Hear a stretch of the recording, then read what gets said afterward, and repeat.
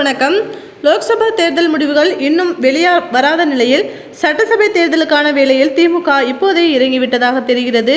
நடந்து முடிந்த லோக்சபா தேர்தலில் இளைஞர்கள் அணியை சேர்ந்த சிலருக்கு வாய்ப்புகளை தர நினைத்திருந்தாராம் அமைச்சர் உதயநிதி ஸ்டாலின். ஆனால் சில சீனியர்கள் முதல்வர் ஸ்டாலினிடமே நேரடியாக பேசி, அதுவும் சென்டிமெண்டாக பேசி எப்படியோ சீட்டை பெற்றுவிட்டார்களாம். சீட்டை பெற்றுக்கொண்டார்களே தவிர இவர்களில் நிறைய பேர் தொகுதிகளில் சரியாக இறங்கி வேலை பார்க்கவில்லையாம். இது குறித்த ரிப்போர்ட்களும் முதல்வர்களின் கவனத்திற்கு கொண்டு செல்லப்பட்டுள்ளது. இது போன்றதொரு ரிப்போர்ட் உதயநிதியின் டேபிளுக்கும் சென்றுள்ளது.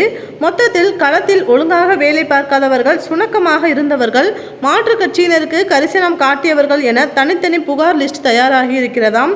எந்த தொகுதியில் சரியாக ரிசல்ட் வரவில்லையோ சம்பந்தப்பட்ட நபர் மீது நடவடிக்கை எடுக்கப்படும். இதில் மன்னிப்பு என்பதே யாருக்கும் கிடையாது என்று ஏற்கனவே ஸ்டாலின் கராராக சொல்லிவிட்டாராம். இரண்டாவதாக, சில மாவட்டங்களில் கோஷ்டி பூசல்கள் தலை தூக்கி உள்ளதுடன் ஒருங்கிணைந்து யாரும் செயல்படாமல் சில நிர்வாகிகள் மனக்கசப்புடன் இருப்பதாகவும் தலைமைக்கு புகார்கள் சென்ற வண்ணமே உள்ளன. குறிப்பாக தென்காசி மாவட்டம், நெல்லை மாவட்டம், காஞ்சிபுரம் மாவட்டம், திருச்சி மாவட்டம் உட்பட சில மாவட்டங்களில் இதுபோன்ற பிரச்சனைகள் தலை தூக்கியவாறே உள்ளது.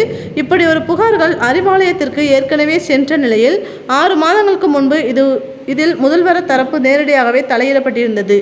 எந்த மாவட்டங்களில் நிறைய பிரச்சனைகள் உள்ளதோ அங்கிருந்து சம்பந்தப்பட்டவர்களை நேரடியாகவே சென்னைக்கு வரவழைத்து அறிவுரை சொல்லியதுடன் நிர்வாகிகளிடமே சமரசம் ஏற்படுத்தும் முயற்சியும் மேற்கொள்ளப்பட்டது. ஆனால் உட்பூசல்கள் ஆங்காங்கே இன்னமும் வெடித்து வருகிறதாம்.